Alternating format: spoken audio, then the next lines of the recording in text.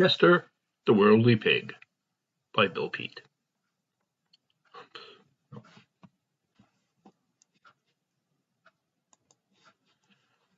Chester the Worldly Pig by Peet. Of all things, grumbled Chester, why on earth did I have to be a pig? A pig is no better off than a cabbage or a carrot. Just something to eat. But before I end up as so much sausage and ham, I intend to try and amount to something. But what else could a pig ever be? That was Chester's main problem, and he turned this around and around in his head until one day it suddenly came to him. I'll be a star in the circus. What gave Chester such an outlandish idea was a circus poster, which appeared on the barn wall one sunny morning in May, and what caught the little pig's eye was a seal with a ball balanced on the tip of its nose. The nose, said Chester. That's the thing. Surely my flat pig snout must be good for something. And he searched the pig pen for an idea. There was only a trough, a fence, and a mud puddle. The trough is much too cumbersome, he decided, and I can't very well balance on a fence or a mud puddle on my nose. So it'll have to work the other way around. I'll balance my nose on something, on the flat top of a fence post. Anyone who knows that a pig can't climb. But Chester couldn't let this bit of useless knowledge hold him down. And with one slight boost from an overturned bucket, he struggled up the side of the fence until he was finally perched on the top rail. Now came the tricky part. Placing his snout squarely on the post, he carefully raised one hind leg in the air, then the other, and with a flurry of short kicks, he launched his body up over his head, and for an instant he teetered upside down on his nose. Then he tumbled down to land with a sploosh in the trough feed. Well, so far so bad, he muttered. But Chester had no idea of quitting. Before he ever mastered the trick, he expected to take quite a few such tumbles. And indeed he did. He took hundreds of tumbles that day, and by nightfall he was a very weary and badly bruised pig. But, surprisingly enough, his spirits were high. The last effort had been a great improvement. He had held his balance for what he guessed would be a full minute. And the next morning, after a few more tumbles, Chester had mastered the impossible feat. He could stand on his nose for as long as he pleased, and now he was all set to be discovered. This was no big problem. It had to be figured out from the beginning. A railroad ran right past the farm, and the pig was sure that sooner or later the circus train would be coming by there. Whenever he heard a locomotive chugging far down the track, he scrambled up on the fence and quickly went into his nose stand. He was always ready, just in case. Then sure enough, early one morning there came the circus train with its long flat cars loaded with animal wagons and tent poles, followed by the elegant red coaches. As the coaches rumbled by, Chester could tell from his upside-down view that all the window shades were drawn. On the train between the towns, the weary circus people always tried to catch up with their sleep, so no one happened to see the pig on the post. Oh, well, sighed Chester. It looks like I'll have to take a trip. And he scrambled to the ground outside the fence and set off down the railroad track. It was as simple as that. There was no need to worry about the farmer, for he was always so busy he didn't even know he owned a little spotted pig. And when Chester went trotting by the field where he was plowing, the man merely chuckled. Well, now that appears to me that somebody's pig pen could stand a little fixin'. Chester realized that the circus might have gone a long way before stopping to set up the tents. No telling how far. So he settled down for a good, long, steady dog trot, with his eyes fixed on the track ahead. And before he knew it, there was the big top, and he stopped with an oink of surprise. This huge mountain of canvas looming above the bustling city of tents and wagons was almost too much for a little farm pig to take in all at once, and at first he could only stare in amazement. Then sternly he warned himself, "If I lose nerve now, I'm through before I start. So I'm going to be a big star. It's time I got used to big things. The bigger the better." And with renewed courage, he went trotting ahead into the bustling circus lot. Chester was nimble and quick for a pig, and he managed to dodge and sidestep his way through the army of hustling roustabouts without getting kicked or stepped on. When he came to an open space near the back door of a big top, he picked out a tent stake exactly the right height, and on his very first try, went into a perfect nose stand. Then, in no time at all, Chester was discovered by the circus tall man. "Hey, everybody," he shouted, "look at that little old pig way down there." And suddenly, Chester was the center of attention, with everyone talking at once. "Say, that's a pretty nifty trick. A real ding-dong doozy. Why, he's a natural-born acrobat. Where'd he come from? What's the difference? Let's put him in the show." And Chester was hustled away to a dressing tent. Two attendants tied a red ribbon around his middle and fastened a feathery plume on his head and gave his precious snout a bit of a shine with a dab of pink shoe polish. The next thing the little pig knew, he was riding into the big top at the head of a grand parade with a magnificent white stallion led by a beautiful circus queen. It just can't be true, thought Chester, tingling with excitement. This must be a glorious dream. It's much too good to last. And indeed, it was too good to last. In a very short while, the glorious dream turned into more of a nightmare. For Chester's horror, when the main show began, he found himself in the big cage with 5 ferocious tigers. Someone had decided the small pig's act must be more spectacular.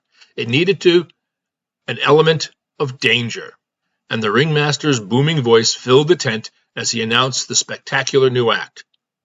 "And now, for the very first time anywhere, we proudly present Percival, the performing pig, the one and only pig with the dauntless courage and daring ever to perform in the very same arena with savage beasts of the jungle."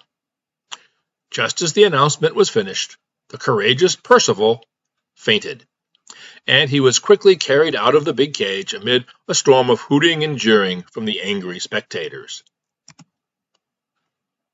Chester was quickly revived with a splash of cold lemonade. Then he was dressed in baby clothes with a lace bonnet tied under his chin. And Roscoe, the clown in a frilly skirt and flowered hat, wheeled him around the big top in a doll buggy. A rippling wave of laughter followed them, and someone squealed, "Oh, what a darling, adorable little pig!" And after 5 or 6 trips around the tent, the poor little pig had turned almost the color of the clown's needle nose. Late that night, after the performance, Roscoe took off his costume and makeup. Then, without so much as one glance at Chester, he turned down the lamp and crawled into bed, leaving the disgruntled pig chained to a tent post and still wearing the miserable bonnet and dress. There was no wriggling out of it, for the ribbon was tied in a double knot under his chin. So he suspected that as long as he was Roscoe's pig, this would be his costume day and night. "Well, one thing, vowed Chester. I'll give this old clown the slip the first chance I get." Chester's first chance came on the very first train trip. Roscoe hadn't bothered to chain his pet pig. He kept him under the seat with his suitcase, figuring the pig got loose on the train, he wouldn't get far. But Chester figured otherwise, and as soon as the clown was Lighting a cigar, he squirted from under the seat and went racing away through the aisle. Roscoe was surprisingly spry for an old fellow, and halfway down the car the big clown's feet were slapping close at the panicky pig's heels. He would have caught Chester for sure if the tall man hadn't left a long leg in the aisle. Old Roscoe tripped and went sprawling, and by the time he picked himself up off the floor, the pig had reached the caboose and squeezed his way out of the door. Then, in desperation, Chester leaped off the back platform to go sliding and tumbling over a steep embankment and down into a dense pine forest, where he was stopped kerwump by a broad backside of a bear. The big hairy beast whirled around with a snort of surprise, for he had never seen a pig wearing baby clothes before. But then, at the same time, Chester had never seen a big hairy bear before. For a brief instant, they sat blinking at one another. Then one savage snarl from the bear sent the terrified pig squealing off into the wilderness, plowing headlong through brambles and bush, then frantically leaping the falling timbers. This time, Chester was running for his life, and the bear was close on his trail, eating up the distance in long, easy strides. He was only one jump away when all of a sudden he stopped with a snort and stood up. The pig had run straight for the camp of 3 tattered old tramps, and the bear wanted no part of them. His last meeting with the men had cost him a piece of one ear, so, with a grumbling growl, he turned and lumbered off. No wonder the bear was so scared, thought Chester, after taking one look at the 3 fierce faces overgrown with beards, rusty red, grizzled gray, and bushy black. They were enough to scare anyone. So Chester decided to take his chances in the woods, but not quite quickly enough. Just as he turned to go, the red beard sprang in his one wild grab, seized the flying cape, jerked the pig off his feet, and stuffed him snout first into a sack. "Can't leave you out here in the woods, piggy," he muttered as he tied the top of the sack. "It's not safe." "It's safe enough now," grinned the gray beard, "at least until supper time." "Now all we need is beans," said the black beard. "Nothing like pork and beans." "Turnip greens," said the gray beard. "They're best with roast pig." "Oh no," growled the red. "He's going to be boiled with a batch of sauerkraut." Just then, a train whistle echoed through the pines, and the 3 tramps quickly gathered up their gear, strapped on their packs, and turned off through the woods towards the railroad, with Redbeard toting the pig sack. Although he couldn't see, Chester could tell by the bouncing of the sack and the growing rumble of the train wheels just what was happening. The rumbling grew into heavy thunder as the 3 tramps caught up with the long freight train, crawling up the steep mountain grade. They scrambled up a ladder to the top of a boxcar, then settled down for a free and easy ride to most anywhere. It was a miserable trip for Chester. The day was scorching hot, and he was barely able to breathe through the sack. But he was no worse off than the 3 tramps, who rode along under the endless cloud of train smoke which showered them with hot cinders and soot, and their misery they began to quarrel. "I'm the one that caught the pig," Redbeard roared above the noise of the train, "so I'm keeping him all to myself." "Oh, no, you don't," bellowed Blackbeard. "It's share and share alike. That's the rule." "And rules is rules," growled Graybeard. "I'm breaking the rules," roared Red. "So, what can you do about it?" After shouting went on through the long, hot, smoky afternoon, and at the end of the day, when the train pulled into the freight yard at the outskirts of a big city, the quarrel had gone on so far the tramps had decided to split up. But before they parted, they had one last fight over Chester.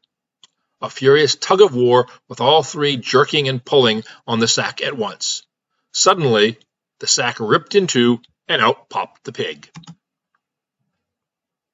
In one bounce, Chester was on his feet and bounding away over the tracks, across the freight yard, and straight into the path of a speeding locomotive. Lucky thing that the pig was light on his feet. He hadn't eaten for days, and in one leap he sailed lightly over the cowcatcher, leaving the three beards waiting for the train to pass. By the time the caboose came rattling by, the pig was long gone. He had disappeared into the big city beyond. As night came on, it began to drizzle, and the bedraggled pig wandered aimlessly along the dreary streets, with no idea of where he was going.